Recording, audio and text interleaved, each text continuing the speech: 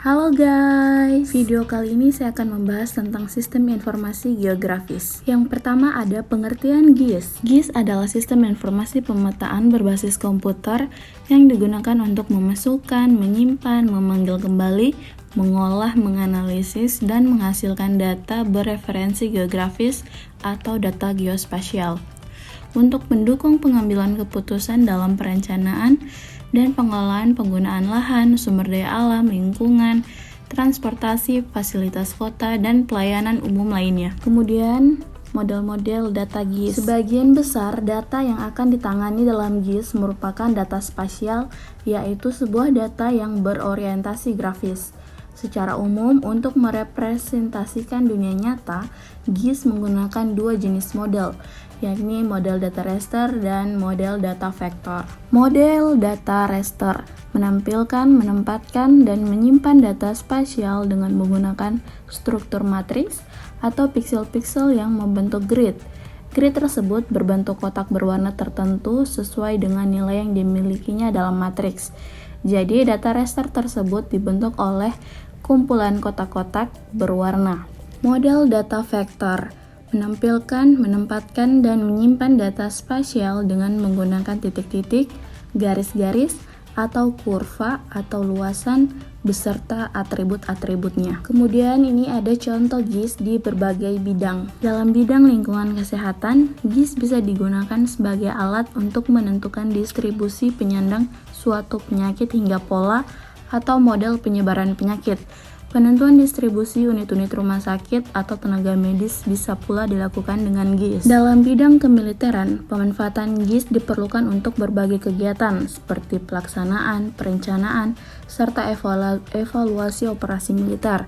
GIS dalam bidang militer membantu dalam menyediakan data spasial untuk menganalisis rute perjalanan, peralatan perang, dan pengiriman logistik. Dalam bidang sumber daya alam, untuk melakukan pemanfaatan SDA dengan baik, maka diperlukan suatu informasi lengkap yang berkaitan dengan kondisi lahan dan tata letak. Dengan mengetahui cara persebarannya, SDA di Indonesia bisa diatur dengan baik untuk pemanfaatannya. Dalam bidang jaringan transportasi, jaringan transportasi adalah sistem untuk memindahkan orang atau barang dari suatu tempat ke tempat lain. Jaringan transportasi terdiri dari beberapa komponen yang saling berhubungan dan mempengaruhi satu sama lain. Lalu ada proyeksi peta. Proyeksi peta adalah memindahkan koordinat lintang dan bujur dari globe ke peta atau dari bidang lengkung ke bidang datar. Proyeksi peta memungkinkan hasil pengukuran yang dilakukan di permukaan bumi fisis bisa digambarkan di atas bidang datar. Lalu, apa itu peta? Peta adalah gambaran konvensional permukaan bumi, baik sebagian atau seluruhnya, pada bidang datar yang diperkecil dengan skala dan dilihat dari atas dengan tulisan tertentu sebagai tanda. Mencari skala pada peta. Berikut adalah rumus mencari skala, jarak sebenarnya, dan jarak pada peta. Untuk mencari skala itu ada jarak pada peta dibahagi jarak sebenarnya. Untuk rumus jarak sebenarnya ada jarak pada peta dibahagi skala, dan rumus jarak pada peta ada skala dikali jarak sebenarnya. Lalu ini ada contoh perhitungan skala peta. Terdapat jarak di antara kota Jakarta dan kota Bogor ialah mencapai 150 km. Jika jarak yang ditentukan mencapai 5 cm, maka hitunglah skalanya. Jadi yang diketahui tadi ada jarak sebenarnya, yaitu 150 km. Kita ubah ke cm jadinya 15 juta cm. Dan untuk jarak di peta adalah 5 cm. Rumus skala pada peta yaitu jarak pada peta dibahagi jarak sebenarnya. Jadi skalanya 5:15 juta. Lalu kita sederhanakan lagi dengan cara kedua sisi dibagi dengan angka 5. Jadi skalanya itu adalah 1:3 juta.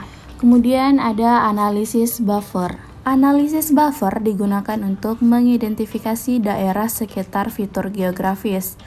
Proses ini menghasilkan daerah cakupan di sekitar fitur geografis yang kemudian dapat digunakan untuk mengidentifikasi atau memilih fitur berdasarkan letak objek yang berada di dalam atau di luar batas buffer. Hasil analisis buffer ini adalah bentukan poligon di sekitar objek, zonasi nilai tanah, area sempadan sungai, pemetaan area perluasan jalan, zona pembebasan jalur listrik, tegangan tinggi, dan lain-lain adalah contoh pekerjaan yang biasa menggunakan buffering. Lalu ini ada tahapan buffering. Yang pertama, membuka aplikasi ArchMap, kemudian buka data yang akan dianalisis pada katalog. Dari data tersebut, kita pilih data yang akan dianalisis buffer dengan memberikan checklist di layer. Pilih menu search, ketik buffer. Kemudian akan muncul tools untuk analisis buffer. Pilih buffer analysis. Pada kotak dialog site type, pilih write. Pemilihan site type tergantung dari data yang akan dibuat. Apabila data itu dibuat dari arah utara ke selatan, maka yang dipilih adalah opsi write dan sebaliknya. Kemudian isi berapa jarak buffer yang akan dibuat, misalnya 1000 meter. Lalu klik OK dan tunggu prosesnya hingga layer baru muncul. Oke, thanks for watching. Terima kasih.